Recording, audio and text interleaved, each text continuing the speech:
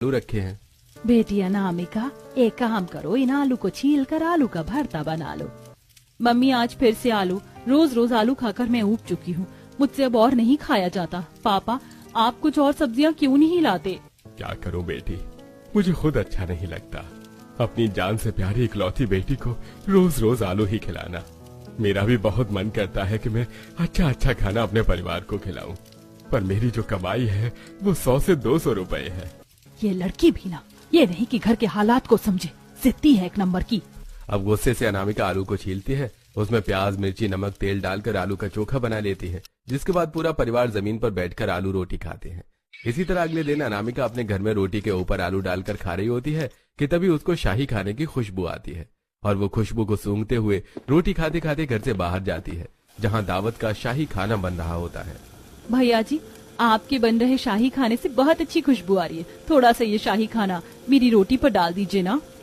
अरे चलो चलो, पता नहीं कहाँ कहाँ से आ जाते हैं मुंह उठाकर। अरे भिखारियों के लिए नहीं बनता ये शाही खाना। तभी वहाँ पर सुमित्रा आती है। क्या कह रही है ये? इसे भी चाहिए ये शाही खाना? अरे कुत्ते वाली नाक है क्या जो सूंघते सूंघते अमीरों की दावत में आ गई। चल निकल यहाँ से, इतना ही शाही खाना खाने का शौक है तो अपनी माँ को बोल बनाकर खिलाए। अब नम आंखों से अनामिका खाने को देखते देखते चुपचाप वहाँ से आ जाती है। इसी तरह अब कॉलेज में भी अनामिका के दोस्त उसके टिफिन में आलू रोटी देखकर, अरे यार अनामिका, ये क्या तू हर रोज आलू आलू लेकर आ जाती है? आज भी तेरे टिफिन में आलू है? क्या करूँ रिया, जितनी मेरे पापा की कमाई है उसमें मेरे घर में आलू के सिवा और कुछ नहीं आ पाता, इसीलिए मुझे उबले हुए आलू में ही नमक, तेल, मिर्च डालकर खाना पड़ता है। अरे भाई, जब इतनी गरीब है तो कॉलेज कैसे कर रही है? यही तो गलती की मैंने मीनाक्षी, जो जिद करके इस महंगे कॉलेज में अपना दाखिला करवा लिया, और मेरे पापा ने ब्याज पर पैसे लेकर इस कॉलेज में मेरा एडमिशन कराया, और अब वही ब्याज के पैसे चुकाने के चक्कर में मेरे पापा दिन रात दिहाड़ी मजदूरी का काम करते हैं। अरे बस यार, हमें नहीं सुननी तेरी ये बोरिंग स्ट्रगल वाली कहानी। सच कहूँ तो तेरे साथ बैठ कर तो हमारा स्टैंडर्ड ही खराब हो जाता है। तू चली जा यहाँ से। अपने दोस्तों का बदलता व्यवहार देखकर अनामिका को बहुत दुख पहुंचता है, और वो आंखों में आंसू लिए टिफिन लेकर पार्क में आ जाती है। वहीं दूर खड़ा अनिकेत ये सारी चीजें देख रहा होता है, और फिर उसके पास जाकर उसको रुमाल देते हुए कहता है, चुप हो जाओ अनामिका, आंसू पोंछो अपने। और तुम क्यों इन लोगों की बातों का बुरा मानती हो? ये लोग तो शो ऑफ के चक्कर में बर्बाद हैं। मैं समझ सकता हूँ तुम्हारी परेशानियाँ, छोड़ो, तुम मेरे साथ लंच करो। रहने दो अनिकेत, मैं जानती हूँ तुम भी एक अच्छे घर से हो, कुछ दिनों बाद तुम्हें भी मुझसे प्रॉब्लम होने लगेगी। अनामिका, ऐसा कभी नहीं होगा, मैं तुमसे प्रॉमिस करता हूँ। बल्कि मुझे तो तुम बहुत समझदार और अच्छी लड़की लगती हो। अब जहाँ अनिकेत अनामिका के साथ उसकी आलू रोटी खा रहा होता है, वहीं उसके रईस परिवार में उसकी भाभी शाही पकवान को बनाते हुए। ओह गॉड, मुझे ऑफिस के लिए लेट हो रहा है, ये नौकर भी नहीं आया आज, ऊपर से मेरा ये ससुराल, इनको भी हर दिन बस शाही खाना खाना होता है, ये नहीं कि किसी दिन नॉर्मल खाना खा ले। अच्छा होता कि मेरी भी एक देवरानी होती जिसके साथ मिलकर मैं सारे काम निपटा लेती। अब तो देवर जी की भी शादी करनी होगी। अब ऐसे ही कुछ महीने गुजरते हैं और अनामिका की दोस्ती अनिकेत के साथ बहुत ही गहरी हो जाती है, और अनिकेत अब उसे बहुत पसंद करने लगता है। तभी एक दिन अनिकेत अपने घर की बालकनी में चक्कर काट रहा होता है। क्या हुआ अनिकेत, कोई बात है क्या? परेशान लग रहे हो? अरे नहीं नहीं नहीं भाभी, कुछ नहीं, मैं ठीक हूँ। क्या हुआ, बोलो। अरे क्या कुछ भी बड़बड़ा रहे हो? मैं पूछ रही हूँ, तुम ठीक हो? क्या करूँ, भाभी को बता दूं सब कुछ या रहने दूं? बता ही देता हूँ भाभी। वो दरअसल मैं एक लड़की को पसंद करता हूँ और उससे शादी करना चाहता हूँ, पर वो हमारी तरह अमीर नहीं है। अमीरी गरीबी तो बात की बात है देवर जी, पहले उस लड़की का व्यवहार भी तो देखना होगा कि कैसा है, इसलिए मैं उस लड़की से पर्सनली मिलूंगी। हाँ भाभी, मैं आपको मिलवाने ले चलूंगा। अब जैसे ही कॉलेज खत्म होता है, अनिकेत अपनी भाभी को लेकर अनामिका के घर पहुंचता है, जहां अनामिका अपने माता पिता को मिट्टी के घर में टूटी खाट पर प्लेट में आलू रोटी परोस रही थी। अनामिका जैसी अनिकेत को देखती है, वो उसके पास जाती है और सबसे पहले उसकी भाभी के पैर छूती है। अरे इसकी कोई जरूरत नहीं है, तुम मेरी छोटी बहन की तरह हो। अनिकेत, अचानक तुम यहाँ? मैंने ही अनिकेत से कहा था कि मुझे तुमसे मिलना है। मैं जानना चाहती थी कि जिससे मेरे देवर जी प्यार करते हैं वो लड़की कैसी है, और तुम सच में बहुत सुंदर संस्कारी हो। मुझे अपने लिए एक ऐसी ही देवरानी चाहिए थी। अनामिका के माँ बाप ये सारी बातें सुनकर, अरे आप तो बहुत ऊंचे परिवार की लगती हैं, फिर भी आप मेरी गरीब बेटी को अपने घर की बहू बनाना चाहती हैं। अमीर गरीब क्या है माँ जी, इंसान को इंसान की इज्जत करनी आनी चाहिए, जो आपकी बेटी बखूबी करती है। इसीलिए मेरी देवरानी तो आपकी बेटी ही बनेगी। अब खुशी खुशी अनिकेत साक्षी वहाँ से चले जाते हैं। और फिर ये सारी बातें साक्षी परिवार में सबसे कहती है। बड़ी बहू, तेरा दिमाग खराब हो गया है। एक गरीब लड़की इस घर की बहू कैसे बन सकती है? भाजी, आप उसकी गरीबी मत देखिए, क्योंकि मैं उससे पर्सनली मिलकर आई हूँ। वो बहुत ही इज्जतदार, संस्कारी और आदरणीय है। उसने जिस तरह से मेरी रिस्पेक्ट की है, वो आप लोगों के साथ भी वैसे ही पेश आएगी। क्या भाभी, ऐसे थोड़ी ना होता है, स्टैंडर्ड भी कोई चीज होती है। हाँ, मुझे वो लड़की अपने घर के लिए ठीक नहीं लग रही है। क्या दिक्कत है माँ? जब बड़ी भाभी कह रही है कि वो लड़की ठीक है, तो आप उनकी बातों का यकीन क्यों नहीं कर रही हैं? अगर आपने मेरी शादी उस लड़की से नहीं कराई ना, तो मैं किसी लड़की से जिंदगी भर शादी नहीं करूंगा। इसी तरह अनिकेत किसी से घर में बात नहीं करता, ना ही ठीक से खाना खाता है और रात रात भर घर से बाहर रहता है। ये सब देखकर जानकी अब घबरा जाती है। तभी एक दिन, ठीक है बेटा, मैं तैयार हूँ तेरी शादी तेरी पसंद की लड़की से करवाने के लिए। सच में माँ? माँ आप बहुत अच्छी हो, थैंक यू माँ।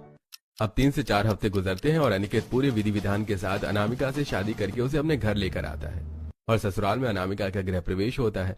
और अगले दिन सुबह जैसे ही अनामिका नहा धोकर हॉल में आती है, वो देखती है कि घर के नौकर घर से बाहर जा रहे हैं। माँ जी, ये नौकर कहाँ जा रहे हैं? इन्हें घर का काम नहीं करना क्या? नहीं, अब मैंने इन लोगों की परमानेंटली छुट्टी कर दी है। हे भगवान, माँ जी अब क्या करना चाह रही है? अगर मैंने कुछ बोला तो ये सारा गुस्सा देवरानी जी के ऊपर ही निकाल देंगी। ठीक है माँ जी, जैसी आपकी मर्जी। वैसे देवरानी जी, आज आपकी पहली रसोई है, चलिए रसोई में चलते हैं। हाँ हाँ, ले जाओ और अच्छे से बता देना कि हम लोग क्या खाते हैं क्या नहीं। अब साक्षी अपनी देवरानी को लेकर रसोई में आती है, जहाँ रसोई काफी आलीशान और ऑटोमेटिक होती है। कई मशीनें रखी हुई होती हैं वहाँ पर। अरे बाप रे, इतनी महंगी महंगी मशीनें, इलेक्ट्रॉनिक चूल्हा, माइक्रोवेव, डिश वॉशर, रोटी मेकर, इतना सब कुछ है यहाँ। पर मुझे तो इसमें से कुछ भी इस्तेमाल करना नहीं आता। ऐसे मैं अपनी पहली रसोई का खाना कैसे बनाऊंगी? जेठानी जी, टेंशन मत लो देवरानी जी, मैं हूँ ना, मैं आपको सब बता दूंगी। और खाने में आपको सब कुछ शाही ही बनाना है, जैसे मटर पनीर, शाही पुलाव, शाही चाप, शाही बिरयानी और शाही घी में मूंग दाल का हलवा विद ड्राई फ्रूट्स। ठीक है जेठानी जी, आप मुझे समझा दीजिए, मैं सब बना लूंगी। अब साक्षी अपनी देवरानी को ऑटोमेटिक चूल्हा, माइक्रोवेव इस्तेमाल करना सिखाती है, जिसके बाद अनामिका अकेले ही रसोई में पनीर काटकर शाही पनीर, चिकन धोकर शाही बिरयानी, शाही चाप, शाही पुलाव, पूड़ियां बनाकर तैयार करती है और लाकर डाइनिंग टेबल पर परोसती है। खाने से बहुत अच्छी खुशबू आ रही होती है। अरे वाह, खाने से तो बहुत अच्छी खुशबू आ रही है। और देवरानी जी आप खड़ी क्यों हैं? आइए यहाँ मेरे साथ बैठिए और खाना खाइए। अब अनामिका जैसे ही पहली बार शाही खाना अपने मुंह में लेती है, वो खुशी से कहती है, ये खाना तो बहुत स्वादिष्ट और लजीज है। आज पहली बार शाही खाना खाकर कितना सुकून मिल रहा है। मेरा तो सपना था शाही खाना खाने का। हाँ हाँ, अपने अमीरों वाले सपने पूरे करने के लिए ही तो तूने मेरे बेटे को फंसाया था। अब खा जी भर के शाही खाना। हाँ सही कहा माँ, मुझे तो लगा था इस गरीब लड़की से ये शाही खाना नहीं बनेगा और ना ही ये शाही खाना खा पाएगी। अरे आप लोग ऐसा क्यों कह रहे हैं अनामिका को? माँ जी, शिखा, आप लोगों को ऐसे बात नहीं करनी चाहिए देवरानी जी से। आपको तो ये सोचना चाहिए कि जिस इंसान ने आज तक कभी शाही खाना नहीं खाया, उसने इतनी मेहनत करके आप लोगों के लिए शाही खाना बनाया ताकि आप लोगों को अच्छा लगे। अब सबको खाना खिलाकर अनामिका झूठे बर्तनों को धोने लगती है। इसी तरह अगले दिन अनामिका नहा धोकर रसोई में आती है कि तभी रसोई में पैंट, कोट और हाथों में बैग लेकर उसकी जेठानी वहाँ आती है। चलिए देवरानी जी, मैं ऑफिस जा रही हूँ। ऑफिस? हाँ देवरानी जी, मैं जॉब करती हूँ। हस्बैंड के एक्सपायर होने के बाद उनकी कंपनी मैं ही चला रही हूँ और मैं कल ऑफ पर थी क्योंकि कल तुम्हारी पहली रसोई थी ना। तुम सब समझ तो गई ना रसोई कैसे संभालनी है। सॉरी जेठानी जी, मैंने कभी इस बारे में अनिकेत से पूछा नहीं और आज अचानक पता चला, सॉरी। अरे कोई बात नहीं, तुम अभी बच्ची हो, तुम इतना मत सोचो। चलो मैं चलती हूँ। साक्षी के जाने के बाद अनामिका रसोई में कई तरह का शाही खाना बनाती है, जैसे शाही मटन कोरमा, शाही दाल मखनी, शाही राजमा पुलाव, पूरी, मीठे में शाही खोए के लड्डू, ये सब बनाकर डाइनिंग टेबल पर परोसती है। सभी लोग खाना खाते हैं। अरे वाह अनामिका, तुमने तो ये शाही खाना बहुत ही स्वादिष्ट बनाया है। आओ तुम भी खाओ मेरे साथ बैठकर। सच में बहू के हाथ का ये शाही खाना खाने में स्वादिष्ट तो लग रहा है, लेकिन मैं इसकी तारीफ नहीं करूंगी क्योंकि मैं तो चाहती हूँ ये लड़की इस घर से जल्द चली जाए। बस भैया, इतनी भी तारीफ मत कीजिए। खाना एवरेज है, नॉट एक्सलेंट। इतनी प्यार से मैंने सबके लिए शाही खाना बनाया, मुझे तो ये खाना अच्छा लग रहा है। पता नहीं इन्हें क्यों पसंद नहीं आया। अब सबको खाना खिलाने के बाद साक्षी घर में साफ सफाई करने लगती है, फिर जाकर गंदे कपड़ों को धोती है। तभी दोपहर में साक्षी की नंद अपने कुछ फ्रेंड्स को अपने घर लेकर आती है। भाभी, मेरी और निधि की कुछ फ्रेंड्स आई हैं कॉलेज से, आप हम सभी के लिए खाने में कुछ शाही बना दीजिए। ये भगवान, कल से अब तक शाही खाना बना बना कर तो मेरी कमर टूट गई है, पर अभी तो जस्ट मैं कपड़े धोकर उठी हूँ। ठीक है, मैं अभी बनाकर लाती हूँ। अब अनामिका रसोई में आती है और फिर से शाही पनीर, शाही मलाई चाप, शाही कोफ्ते, नान, पुलाव, मीठे में बर्फी बनाकर शिखा सारे पकवान निधि के कमरे में लेकर जाती है। अरे वाह, खाने से तो बहुत अच्छी खुशबू आ रही है। नायरा, मैंने तुम्हें क्या कहा था? अरे छोड़ो, मैं क्या कह रही थी। भाभी, हम लोगों के लिए ना आप शाही चिकन बिरयानी बना दीजिए, हमारा नॉनवेज खाने का मन कर रहा है। अच्छा रुकिए, मैं बनाकर लाती हूँ। अब अनामिका जाकर रसोई में शाही चिकन बिरयानी बनाने लगती है। वहीं नायरा, अरे यार, तू क्यों हमसे जबरदस्ती अपनी भाभी से और शाही खाना बनवाने को बोल रही थी? इतनी मेहनत से तो उन्होंने ये सब बनाया ही था ना। अरे चुप कर, इतनी दया दिखाने की कोई जरूरत नहीं है इस गरीब लड़की पर। अरे हम चाहते हैं कि वो इस घर में इतनी परेशान हो जाए कि ये घर छोड़कर ही चली जाए। शिखा इतना कहती है कि इतने में अनामिका शाही चिकन बिरयानी बनाकर उनके कमरे में दे जाती है। अब सभी फ्रेंड्स स्वाद लेकर शाही चिकन बिरयानी खाते हैं। अब 2 बार शाही खाना बनाकर, झूठे बर्तनों को धोकर, कपड़े धोकर, सारी साफ सफाई करके अनामिका बहुत ज्यादा थक जाती है और वो थोड़ी देर जाकर लिविंग रूम में बैठ जाती है और उसकी आंखें अब धीरे धीरे बंद होने लगती हैं कि तभी वहां जानकी पड़ोस की सरला, विमला, कमला को लेकर पहुंचती है। आराम क्या कर पा रही है बहू? जा जरा हमारे पड़ोसियों के लिए शाही पकवान बना दे, ये सब शाही खाना खाने के लिए आए हैं यहाँ। अच्छा माँ जी, मैं अभी लेकर आती हूँ। अनामिका रसोई में आती है तो वो देखती है कि कई तरह के सामान अब रसोई में खत्म हैं, जैसे पनीर, खड़े मसाले, सोया चाप आदि। हे भगवान, सामान तो है ही नहीं, अब मुझे मार्केट जाना पड़ेगा। अब अनामिका मार्केट आती है। मार्केट से पनीर, सोया चाप, कुछ खड़े मसाले खरीदती है और फिर घर आकर रसोई में सबके लिए शाही मलाई चाप, शाही मटर पनीर, शाही पुलाव पूड़ी बनाती है और कुछ देर बाद डाइनिंग टेबल पर सभी को सर्व करती है। अब सभी लोग अनामिका के हाथ का बना शाही खाना खाते हैं और सभी को खाना बहुत अच्छा लगता है। शाही खाना खाने के बाद सरला कहती है, जानकी, तेरी बहू ने तो शाही खाना बहुत ही अच्छा बनाया है, ऐसा खाना तो मेरी बहू ने आज तक नहीं बनाया। अब सभी लोग अनामिका के शाही खाने की तारीफ करके वहां से चले जाते हैं। देखते ही देखते रात के 9 बज जाते हैं। अनामिका बर्तनों को रसोई में धो रही होती है कि तभी ऑफिस से उसकी जेठानी आती है। अब तक काम नहीं हुआ घर का? रात के 9 बज गए हैं। वो जेठानी जी, काम तो समय से ही हो जाता है, लेकिन दोपहर में निधि और शिखा की कुछ फ्रेंड्स आ गई थी तो उनके लिए शाही खाना बनाने लगी। फिर वहाँ से फ्री हुई तो माँ जी के साथ पड़ोस की कुछ औरतें आ गई थी और माँ जी ने बोला सबके लिए शाही खाना बनेगा, तो फिर उन्हें शाही खाना बनाकर खिलाने लगी। फिर उनके जाने के बाद साफ सफाई की और अब जूठे बर्तन धो रही हूँ। अरे, निधि और शिखा तो हमेशा अपने दोस्तों से बाहर मिलती है, माँ जी भी पड़ोसियों को घर में आने नहीं देती, फिर अचानक से आज इतने सारे लोग कैसे आ गए? जरूर ये माँ जी की ही कोई चाल होगी। कोई बात नहीं, लाओ मैं तुम्हारी मदद करवा देती हूँ। अब साक्षी झूठे बर्तनों को धोती है, रसोई में झाड़ू लगाती है, स्लैब को साफ करती है। चलो देवरानी जी, मैंने रसोई तो पूरी साफ कर दी है, अब आप कुछ बना लीजिए। अब रात में एक बार फिर शाही खाना बनाकर अनामिका सबको खिलाती है। ऐसे कुछ हफ्ते गुजरते हैं और अब धीरे धीरे शाही खाना बना बनाकर अनामिका बहुत परेशान हो जाती है। हे भगवान, ये शाही खाना बस देखने में ही अच्छा लगता है, बनाने में बिल्कुल नहीं। अरे मैं तो खामा ही शाही खाने को इतना पसंद करती थी। असली खाना तो साधारण खाना ही होता है, जो जल्दी बन भी जाता है और थोड़ा आराम भी मिलता है। इतना कहने के बाद फिर से अनामिका सभी घर वालों के लिए रसोई में शाही खाना बनाती है और सबको खिलाती है। वहीं अपनी जेठानी को भी टिफिन पैक करके देती है। थैंक यू देवरानी जी, पर इतना करने की क्या जरूरत थी? मैं बाहर खा लेती, वैसे ही इतना परेशान हो जाती हो तुम, और ऑफिस के चक्कर में तुम्हारी कोई मदद भी नहीं कर पाती मैं। अरे कोई बात नहीं जेठानी जी, इतना तो मैं आपके लिए कर ही सकती हूँ। कुछ देर बाद जानकी, बहू खाना तो खा लिया, पर पता नहीं क्यों अचानक से मुझे कश्मीरी शाही पुलाव खाने का मन कर रहा है, जा जरा बना दे। माँ जी, मैं अभी लाती हूँ। अब भागी भागी अनामिका रसोई में आती है और ड्राई फ्रूट्स कट करके केसर डालकर अपनी सास के लिए कश्मीरी पुलाव बनाती है और कमरे में देकर आती है। शाही पुलाव खाती हुई जानकी कहती है, हे भगवान, मेरी बहू ने तो एक आवाज में मेरे लिए शाही पुलाव बना दिया। इसे तो जो जो कहती हूँ वो करती रहती है, पता नहीं ये कब परेशान होकर इस घर से जाएगी। अब ऐसे ही कुछ हफ्ते गुजरते हैं और एक दिन अचानक अनामिका के घर से फोन आता है, जहाँ उसकी माँ उससे कहती है कि उसके पिता की तबीयत कुछ ठीक नहीं है और उसे फौरन घर जाना होगा। अनामिका फौरन ये बात अपने घर वालों से कहती है। ये क्या तमाशा है बहू, शादी हो गई है तेरी, शादी के बाद बहू ससुराल में ही अच्छी लगती है।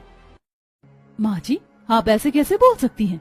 अनामिका को शादी करके यहाँ आए 6 महीने हो गए हैं और एक दिन भी अनामिका ने अपने घर जाने की बात नहीं की है, और आज भी अगर वो जा रही है तो बस इसलिए क्योंकि उसके पिता की तबीयत कुछ ठीक नहीं है। हाँ भाभी, ठीक कह रही है अनामिका, तुम जाओ। अब अनामिका अपने मायके चली जाती है। आ गई बेटी, देख मैंने अपने जोड़े पैसे से तेरे लिए शाही मटर पनीर पुलाव बनाया है। बस करो माँ, मैं शाही खाना नहीं खाऊंगी, मैं बहुत थक गई हूँ इस शाही खाने को बना बना कर और खा खा कर। आप मेरे लिए गर्मा गर्म आलू की सब्जी और पूरी बना दो ना। अब अनामिका खुशी से अपनी माँ के हाथ के बने हुए आलू की सब्जी और पूरी खाती है। इसके बाद अनामिका अपनी माँ के हाथ में कुछ पैसे देती है। बेटी इसकी क्या जरूरत थी, तू आ गई वही बहुत है। अब अनामिका अपनी माँ के साथ मिलकर अपने पिता की देखभाल करती है। वहीं दूसरी तरफ उसके ससुराल वाले। बड़ी बहू ये क्या, तूने सिर्फ 1 से 2 ही शाही खाना बनाया है? माँ जी आप जानती हो ना कि मुझे ऑफिस भी जाना होता है। अगर आपको इसी तरह ज्यादा शाही खाना खाना है तो आप नौकर रख लो, जैसे मैंने पहले रखा हुआ था। अब अगले ही दिन घर में नौकर आते हैं, लेकिन नौकर बढ़ चढ़ कर पैसा मांगते हैं। देखिए पैसा तो हम ज्यादा ही लेंगे मालकिन, क्योंकि आपके घर में तीनों टाइम हमें शाही खाना बनाना होगा। ठीक है ले लेना, लेकिन खाना अच्छा होना चाहिए। अब पैसा लेने के बाद भी नौकर अच्छा शाही खाना बनाकर घर वालों को नहीं खिला रहे होते हैं। वहीं अनिकेत का नौकरों को हर महीने मोटा पैसा दे देकर हालत टाइट हो चुकी होती है। तभी एक दिन, हे भगवान, ये नौकर ने कितना घटिया शाही खाना बनाया है। वही तो माँ, एक तो ये नौकर अच्छा खाना नहीं बनाते, ऊपर से हर महीने इतने पैसे ले जाते हैं। मेरी तो फाइनेंशियल कंडीशन की ऐसी की तैसी हो गई है। मम्मी आप एक बार भाभी से पूछिए ना कि वो कब आएंगी। जानकी उसी वक्त अपनी बहू को फोन करती है। माँ जी अभी तो मुझे आए सिर्फ 3-4 हफ्ते हुए और पिताजी की तबीयत अभी कुछ ठीक नहीं है, मैं अभी नहीं आ पाऊंगी। ये सुनकर जानकी गुस्से में फोन काट देती है। हे भगवान, मैं तो खुद चाहती थी कि मेरी बहू इस घर में कभी ना आए, पर आज मुझे उसके मायके रहने पर इतनी दिक्कत क्यों हो रही है। देवरानी जी होती ना तो सबको सबकी चीजें टाइम पर मिल जाती। देखो आज मैं भी बिना टिफिन के ऑफिस जा रही हूँ। अगले दिन फिर नौकर शाही खाने को बड़ी घटिया तरीके से बनाकर डाइनिंग टेबल पर रखते हैं। अरे आप लोग क्या कर रहे हैं, ये कैसा शाही खाना बनाया है? मालकिन ठीक तो है, क्या कमी है? अगर दिक्कत है फिर कोई और नौकर रख लीजिए आप। एक काम कर, तू जा यहाँ से, मैं दूसरा ही नौकर ढूंढूंगी। अब जानकी गुस्से में नौकर को तो भगा देती है, लेकिन अब दोनों ही बेटी कॉलेज जाती है और बड़ी बहू ऑफिस, जिसके बाद जानकी को खुद सबके लिए शाही खाना बनाना पड़ता है। हे भगवान, आज मुझे एहसास हुआ कि मेरी छोटी बहू ने ही पूरे घर को संभाल रखा था। एक आवाज पर कमरे तक शाही खाना लेकर आती थी वो मेरे लिए, और आज देखो उसकी गैर मौजूदगी पर मुझे इतनी उम्र में भी खाना बनाना पड़ रहा है। मैं खामखा ही उसे गलत समझती थी। अब 4 से 5 हफ्ते खत्म करके अनामिका अपने ससुराल आती है। मम्मी देखो भाभी आ गई। भाभी आप आ गई, अच्छा हुआ आप आ गई भाभी। हाँ बहू, मैं तो बेसब्री से तेरा इंतजार कर रही थी, क्योंकि तेरी गैर मौजूदगी में मैंने एक दिन भी शाही खाना अच्छे से नहीं खाया। कोई खिला ही नहीं पाया तेरी तरह शाही खाना बनाकर बहू। अरे वाह, मम्मी जी तो बड़ी जल्दी ही ट्रैक पर आ गई। अच्छा होता मैं अनामिका को बहुत पहले इसके मायके भेज देती। वेल, जब जागो तब सवेरा। कोई बात नहीं मम्मी जी, अब देवरानी जी आ गई है ना, अब वो खिला देंगे आपको शाही खाना। हाँ माँ जी, अब मैं आ गई हूँ ना, अब आपको चिंता करने की कोई जरूरत नहीं है। अब अनामिका नहा धोकर रसोई में सबके लिए शाही खाना बनाती है और पूरा परिवार खुशी से अनामिका के हाथ का शाही खाना खाता है।